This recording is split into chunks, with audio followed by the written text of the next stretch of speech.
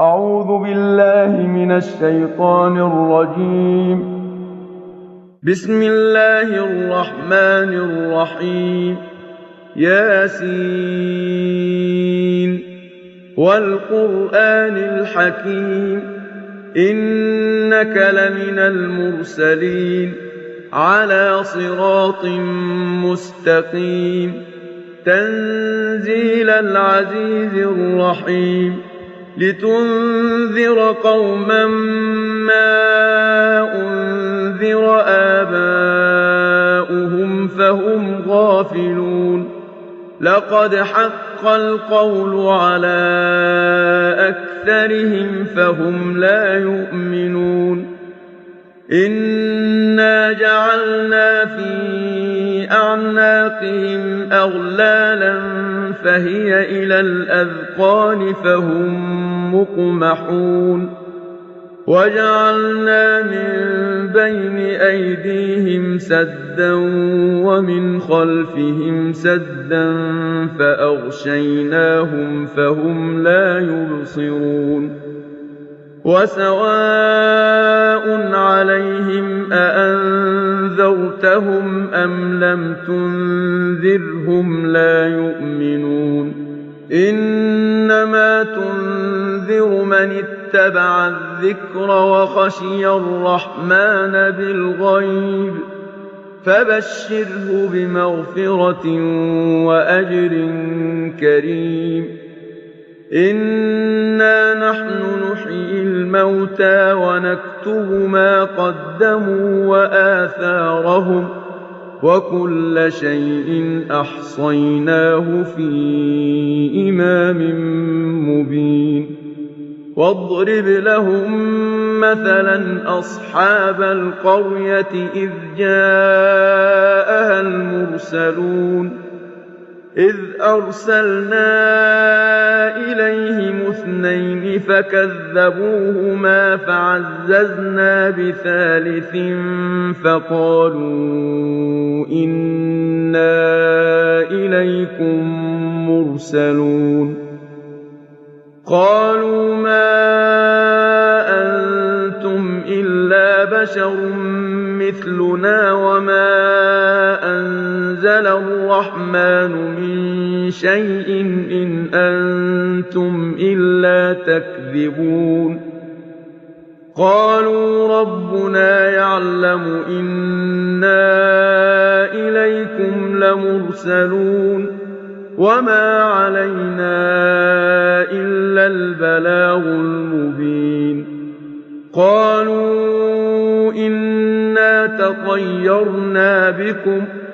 لئن لم تنتهوا لنرجمنكم وليمسنكم منا عذاب أليم قالوا طائركم معكم أئن ذكرتم بل أنتم قوم مسرفون وجاء من أقصى المدينة رجل يسعى قال يا قوم اتبعوا المرسلين اتبعوا من لا يسألكم أجرا وهم مهتدون وما لي لا أعبد الذي فطرني وإليه ترجعون أأتخذ من دونه آلهة إن يردني الرحمن بضر لا تغن عني شفاعتهم شيئا ولا ينقذون إني إذا لفي ضلال مبين إني آمنت بربكم فاسمعون قيل ادخل الجنة قال يا ليت قومي يعلمون بما غفر لي ربي وجعلني من المكرمين وما أنزلنا على قومه من بعده من جند من السماء وما كنا منزلين إن كانت إلا صيحة واحدة فإذا هم خامدون يا حسرة على العباد ما يأتيهم من رسول إلا كانوا به يستهزئون ألم يروا كم أهلكنا قبلهم من القرون أنهم إليهم لا يرجعون وإن كل لما جميع لدينا محضرون وآية لهم الأرض الميتة أحييناها وأخرجنا منها حبا فمنه يأكلون وجعلنا فيها جنات من نخيل وأعناب وفجرنا فيها من العيون ليأكلوا من ثمره وما عملته أيديهم أفلا يشكرون سبحان الذي خلق الأزواج كلها مما تنبت الأرض ومن أنفسهم ومما لا يعلمون وآية لهم الليل نسلخ منه النهار فإذا هم مظلمون والشمس تجري لمستقر لها ذلك تقدير العزيز العليم والقمر قدرناه منازل حتى عاد كالعرجون القديم لا الشمس ينبغي لها أن تدرك القمر ولا الليل سابق النهار وكل في فلك يسبحون وآية لهم أنا حملنا ذريتهم في الفلك المشحون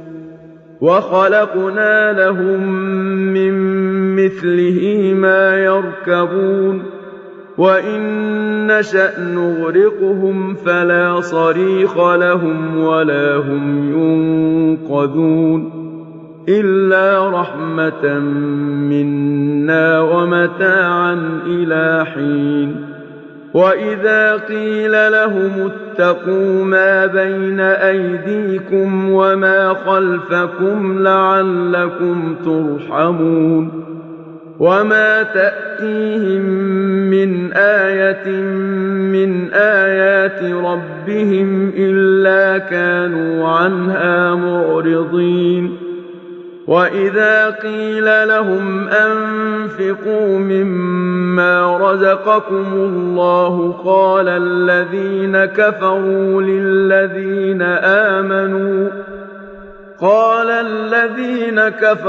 للذين آمنوا أنطعم من لو يشاء الله أطعمه إن أنتم إلا في ضلال مبين ويقولون متى هذا الوعد إن كنتم صادقين ما ينظرون إلا صيحة واحدة تأخذهم وهم يخصمون فلا يستطيعون توصية ولا إلى أهلهم يرجعون ونفخ في الصور فإذا هم من الأجداث إلى ربهم ينسلون قالوا يا ويلنا من بعثنا من مرقدنا هذا ما وعد الرحمن وصدق المرسلون إن كانت إلا صيحة واحدة فإذا هم جميع لدينا محضرون فاليوم لا تظلم نفس شيئا ولا تجزون إلا ما كنتم تعملون إن أصحاب الجنة اليوم في شغل فاكهون هم وأزواجهم في ظلال على الأرائك متكئون لهم فيها فاكهة ولهم ما يدعون سلام قولا من رب رحيم وامتازوا اليوم أيها المجرمون ألم أعهد إليكم يا بني آدم ألا تعبدوا الشيطان إنه لكم عدو مبين وأن اعبدوني هذا صراط مستقيم ولقد أضل منكم جبلا كثيرا أفلم تكونوا تعقلون هذه جهنم التي كنتم توعدون اصلوها اليوم بما كنتم تكفرون اليوم نختم على أفواههم وتكلمنا أيديهم وتشهد أرجلهم بما كانوا يكسبون ولو نشاء لطمسنا على أعينهم فاستبقوا الصراط فأنى يبصرون ولو نشاء لمسخناهم على مكانتهم فما استطاعوا مضيا ولا يرجعون ومن نعمره ننكسه في الخلق أفلا يعقلون وما علمناه الشعر وما ينبغي له إن هو إلا ذكر وقرآن مبين لينذر من كان حيا ويحق القول على الكافرين أولم يروا أنا خلقنا لهم مما عملت أيدينا أنعاما فهم لها مالكون وذللناها لهم فمنها ركوبهم ومنها يأكلون ولهم فيها منافع ومشارب أفلا يشكرون واتخذوا من دون الله آلهة لعلهم ينصرون لا يستطيعون نصرهم وهم لهم جند محضرون فلا يحزنك قولهم إنا نعلم ما يسرون وما يعلنون أولم ير الإنسان أنا خلقناه من نطفة فإذا هو خصيم مبين وضرب لنا مثلا ونسي خلقه قال من يحيي العظام وهي رميم قل يحييها الذي أنشأها أول مرة وهو بكل خلق عليم الذي جعل لكم من الشجر الأخضر نارا فإذا أنتم منه توقدون أوليس الذي خلق السماوات والأرض بقادر على أن يخلق مثلهم بلى وهو الخلاق العليم إنما أمره إذا أراد شيئا أن يقول له كن فيكون فسبحان الذي بيده ملكوت كل شيء وإليه ترجعون بسم الله الرحمن الرحيم الرحمن علم القرآن خلق الإنسان علمه البيان الشمس والقمر بحسبان والنجم والشجر يسجدان والسماء رفعها ووضع الميزان ألا تطغوا في الميزان وأقيموا الوزن بالقسط ولا تخسروا الميزان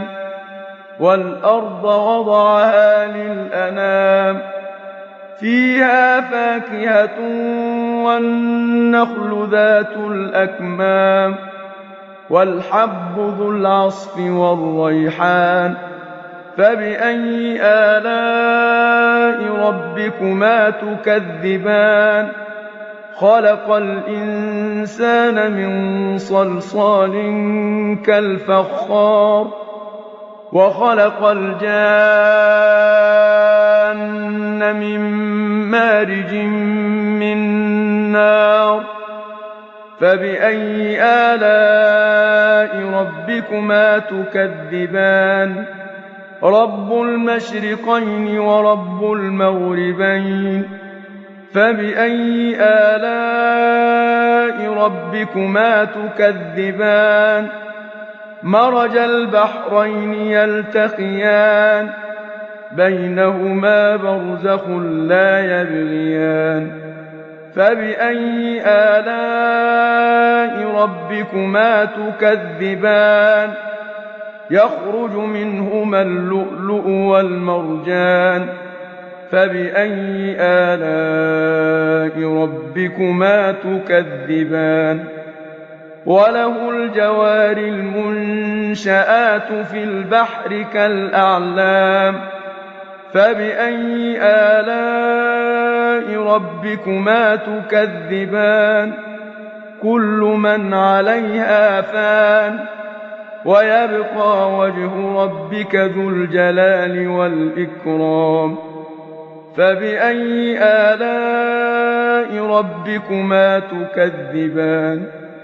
يسأله من في السماوات والأرض كل يوم هو في شأن فبأي آلاء ربكما تكذبان سنفرغ لكم أيها الثقلان فبأي آلاء ربكما تكذبان يا معشر الجن والإنس إن استطعتم أن تنفذوا من أقطار السماوات والأرض فانفذوا لا تنفذون إلا بسلطان فبأي آلاء ربكما تكذبان يرسل عليكما شواظ من نار ونحاس فلا تنتصران فبأي آلاء ربكما تكذبان فإذا انشقت السماء فكانت وردة كالدهان فبأي آلاء ربكما تكذبان فيومئذ لا يسأل عن ذنبه إنس ولا جان فبأي آلاء ربكما تكذبان يعرف المجرمون بسيماهم فيؤخذ بالنواصي والأقدام فبأي آلاء ربكما تكذبان هذه جهنم التي يكذب بها المجرمون يطوفون بينها وبين حميم آن فبأي آلاء ربكما تكذبان ولمن خاف مقام ربه جنتان فبأي آلاء ربكما تكذبان ذواتا أفنان فبأي آلاء ربكما تكذبان فيهما عينان تجريان فبأي آلاء ربكما تكذبان فيهما من كل فاكهة زوجان فبأي آلاء ربكما تكذبان متكئين على فرش بطائنها من استبرق وجنى الجنتين دان فبأي آلاء ربكما تكذبان فيهن قاصرات الطرف لم يطمثهن إنس قبلهم ولا جان فبأي آلاء ربكما تكذبان كأنهن الياقوت والمرجان فبأي آلاء ربكما تكذبان هل جزاء الإحسان إلا الإحسان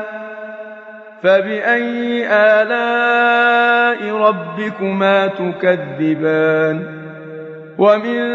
دونهما جنتان فبأي آلاء ربكما تكذبان مدهامتان فبأي آلاء ربكما تكذبان فيهما عينان نضاختان فبأي آلاء ربكما تكذبان فيهما فاكهة ونخل ورمان فبأي آلاء ربكما تكذبان فيهن خيرات حسان فبأي آلاء ربكما تكذبان حور مقصورات في الخيام فبأي آلاء ربكما تكذبان لم يطمثهن إنس قبلهم ولا جان فبأي آلاء ربكما تكذبان متكئين على رفرف خضر وعبقري حسان فبأي آلاء ربكما تكذبان تبارك اسم ربك ذي الجلال والإكرام بسم الله الرحمن الرحيم إذا وقعت الواقعة ليس لوقعتها كاذبة خافضة رافعة إذا رجت الأرض رجا وبست الجبال بسا فكانت هباء منبثا وكنتم أزواجا ثلاثة فأصحاب الميمنة ما أصحاب الميمنة وأصحاب المشأمة ما أصحاب المشأمة والسابقون السابقون أولئك المقربون في جنات النعيم ثلة من الأولين وقليل من الآخرين على سرر موضونة متكئين عليها متقابلين يطوف عليهم ولدان مخلدون بأكواب وأباريق وكأس من معين لا يصدعون عنها ولا ينزفون وفاكهة مما يتخيرون ولحم طير مما يشتهون وحور عين كأمثال اللؤلؤ المكنون جزاء بما كانوا يعملون لا يسمعون فيها لغوا ولا تأثيما إلا قيلا سلاما سلاما وأصحاب اليمين ما أصحاب اليمين في سدر مخضود وطلح منضود وظل ممدود وماء مسكوب وفاكهة كثيرة لا مقطوعة ولا ممنوعة وفرش مرفوعة إنا أنشأناهن إنشاء فجعلناهن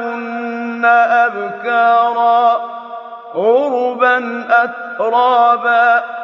لأصحاب اليمين ثلة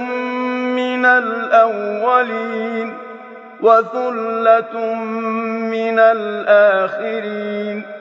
وأصحاب الشمال ما أصحاب الشمال في سموم وحميم وظل من يحموم لا بارد ولا كريم إنهم كانوا قبل ذلك مترفين وكانوا يصرون على الحنث العظيم وكانوا يقولون أئذا متنا وكنا ترابا وعظاما أئنا لمبعوثون أوآباؤنا الأولون قل إن الأولين والآخرين لمجموعون إلى ميقات يوم معلوم ثم إنكم أيها الضالون المكذبون لآكلون من شجر من زقوم فمالئون منها البطون فشاربون عليه من الحميم فشاربون شرب الهيم هذا نزلهم يوم الدين نحن خلقناكم فلولا تصدقون أفرأيتم ما تمنون أأنتم تخلقونه أم نحن الخالقون نحن قدرنا بينكم الموت وما نحن بمسبوقين على أن نبدل أمثالكم وننشئكم فيما لا تعلمون ولقد علمتم النشأة الأولى فلولا تذكرون أفرأيتم ما تحرثون أأنتم تزرعونه أم نحن الزارعون لو نشاء لجعلناه حطاما فظلتم تفكهون إنا لمغرمون بل نحن محرومون أفرأيتم الماء الذي تشربون أأنتم أنزلتموه من المزن أم نحن المنزلون لو نشاء جعلناه أجاجا فلولا تشكرون أفرأيتم النار التي تورون أأنتم أنشأتم شجرتها أم نحن المنشئون نحن جعلناها تذكرة ومتاعا للمقوين فسبح باسم ربك العظيم فلا أقسم بمواقع النجوم وإنه لقسم لو تعلمون عظيم إنه لقرآن كريم في كتاب مكنون لا يمسه إلا المطهرون تنزيل من رب العالمين أفبهذا الحديث أنتم مدهنون وتجعلون رزقكم أنكم تكذبون فلولا إذا بلغت الحلقوم وأنتم حينئذ تنظرون ونحن أقرب إليه منكم ولكن لا تبصرون فلولا إن كنتم غير مدينين ترجعونها إن كنتم صادقين فأما إن كان من المقربين فروح وريحان وجنة نعيم وأما إن كان من أصحاب اليمين فسلام لك من أصحاب اليمين وأما إن كان من المكذبين الضالين فنزل من حميم وتصلية جحيم إن هذا لهو حق اليقين فسبح باسم ربك العظيم بسم الله الرحمن الرحيم تبارك الذي بيده الملك وهو على كل شيء قدير الذي خلق الموت والحياة ليبلوكم أيكم أحسن عملا وهو العزيز الغفور الذي خلق 7 سماوات طباقا ما ترى في خلق الرحمن من تفاوت فارجع البصر هل ترى من فطور ثم ارجع البصر كرتين ينقلب إليك البصر خاسئا وهو حسير ولقد زينا السماء الدنيا بمصابيح وجعلناها رجوما للشياطين وأعتدنا لهم عذاب السعير وللذين كفروا بربهم عذاب جهنم وبئس المصير إذا ألقوا فيها سمعوا لها شهيقا وهي تفور تكاد تميز من الغيظ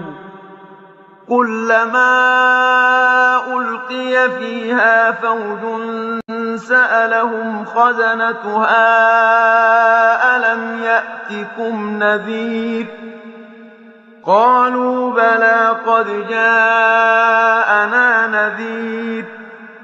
فكذبنا وقلنا ما نزل الله من شيء إن أنتم إلا في ضلال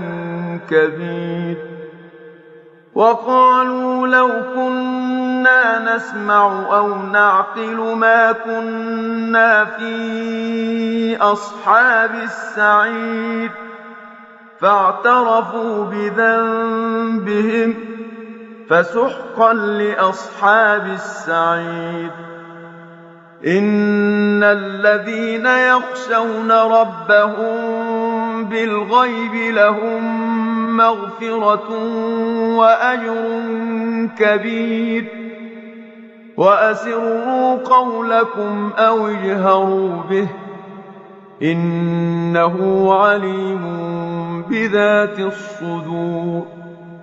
ألا يعلم من خلق وهو اللطيف الخبير هو الذي جعل لكم الأرض ذلولا فامشوا في مناكبها وكلوا من رزقه وإليه النشور أأمنتم من في السماء أن يخسف بكم الأرض فإذا هي تمور أم أمنتم من في السماء أن يرسل عليكم حاصبا فستعلمون كيف نذير ولقد كذب الذين من قبلهم فكيف كان نكير أولم يروا إلى الطير فوقهم صافات ويقبضن ما يمسكهن إلا الرحمن إنه بكل شيء بصير أمن هذا الذي هو جند لكم ينصركم من دون الرحمن إن الكافرون إلا في غرور أمن هذا الذي يرزقكم إن أمسك رزقه بل لجوا في عتو ونفور أفمن يمشي مكبا على وجهه أهدى أمن يمشي سويا على صراط مستقيم قل هو الذي أنشأكم وجعل لكم السمع والأبصار والأفئدة قليلا ما تشكرون قل هو الذي ذرأكم في الأرض وإليه تحشرون ويقولون متى هذا الوعد إن كنتم صادقين قل إنما العلم عند الله وإنما أنا نذير مبين فلما رأوه زلفة سيئت وجوه الذين كفروا وقيل هذا الذي كنتم به تدعون قل أرأيتم إن أهلكني الله ومن